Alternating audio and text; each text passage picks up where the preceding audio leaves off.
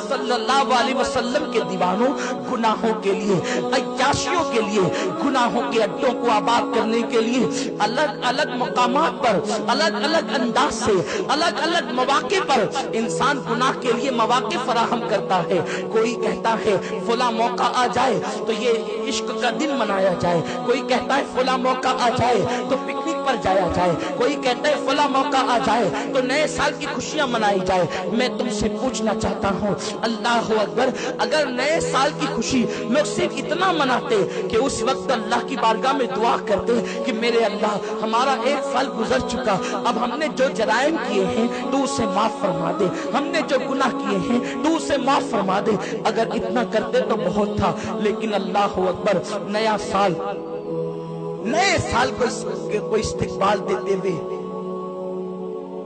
लोगों ने बाज़ाब्ता तौर पर गुनाहों के लिए मौके तलाश किए,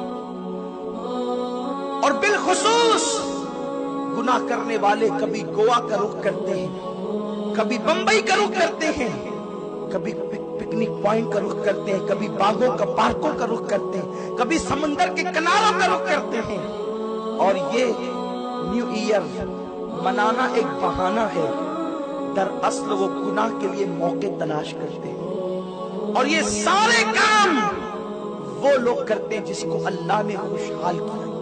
अक्सरियत, कुछ चर्बी चढ़े हुए गरीब भी हैं जिनके लिए बुजुर्गों ने कहा है कि गरीब के पेट में 4 पांव होते हैं। ऐसे लोग भी मालदारों की बराबरी के लिए गुनाहों के मौके तलाश करते हैं।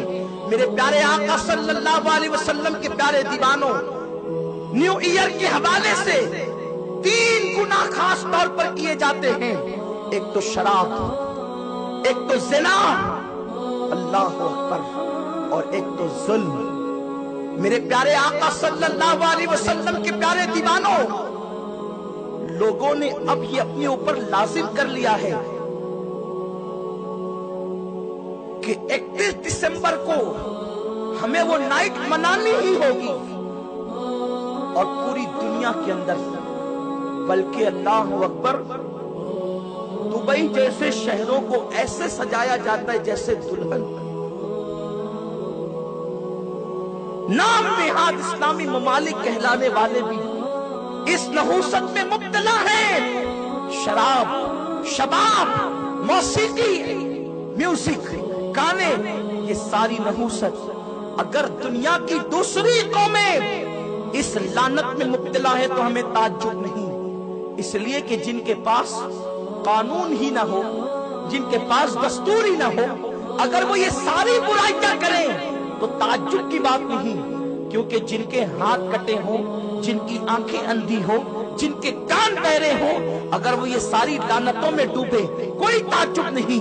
लेकिन जिसके पास रहमतुल लिल आलमीन का कानून मौजूद हो, जिसके पास कुरान जैसी किताब मौजूद हो, जिसके पास अहदीस मुस्तफा जैसी, अल्लाहु अकबर, अजीम नेमतें मौजूद हो, वो कौम भी दूसरों को देखते हुए, मुशरिकीन को देखते हुए, काफिरों को देखते हुए, ईसाई और यहूदियों को देखते हुए वो सारी लानत में मुब्तला हो जाएं तो अल्लाह अकबर, उनका हाल क्या होगा। ऐ मेरी कौम के जवानों, जवानी अय्याशी के लिए अल्लाह ने नहीं दी।